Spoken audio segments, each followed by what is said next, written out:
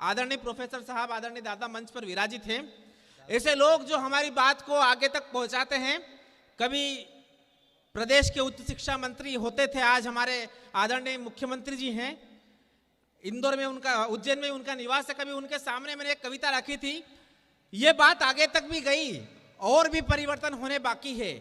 अगर आप मेरी बात से अगर आपको लगे कि मैंने आपके दिल की बात कविता में पिरो दी, तो कविता की अंतिम पंक्ति पर आपका समर्थन चाहिए। मैं निवेदन करता हूं कि तुर्क अरब से आकर बोलो किसने देश को लूटा था, लंका से गंधार तलक पावन परिवेश को लूटा था, हिंदू रीतियों नीतियों का किसने दमन कराया था, जात धर्म का परिवर्तन किसके मन को भाया था।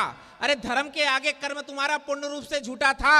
माता बहनों की इज्जत को बोलो किसने लूटा था, छोटी छोटी बातों पर किसने देश जलाया है, टीपू बाबर जहांगीर का किसने पाठ पढ़ाया है। तो बोलो मुगलई शासन का कब तक सही होगा। अरे वीर शिवा राणा के आगे अकबर ग्रेट नहीं होगा। लव हिलोरे लेने लगता राजपूत और जाटों में, खिलजियों के पन्ने फाड़ो राम कृष्ण हो पाठों में। अरे सारे अपकारों से पहले केवल इतना द्वंद करो, विद्यालय में मुगलों का इतिहास पढ़ाना बंद करो। विद्यालय में विद्यालय में विद्यालय में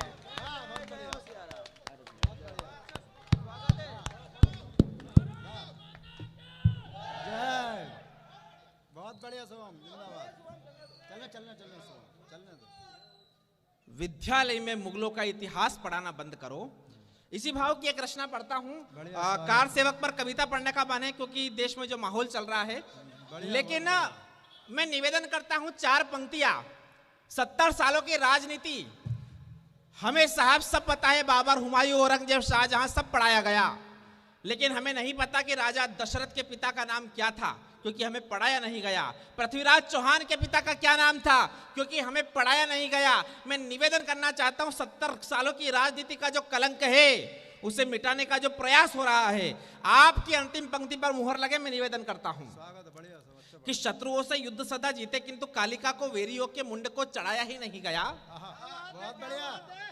मूल्क झुक दे रहे समक्ष माता भारती के, भारतीय पग को बढ़ाया ही नहीं गया। अरे सैकड़ों लड़ाई जीत के बनाए कीर्तिमान, पर इतिहास में उन्हें लड़ाया ही नहीं गया। और सनातनी देश का ये दुर्भाग्य देखिए कि राम और कृष्ण को पढ़ाया ही नहीं गया। राम और कृष्ण को पढ़ाया ही नहीं गया। राम और कृष्ण को पढ़ाया ही नहीं गया।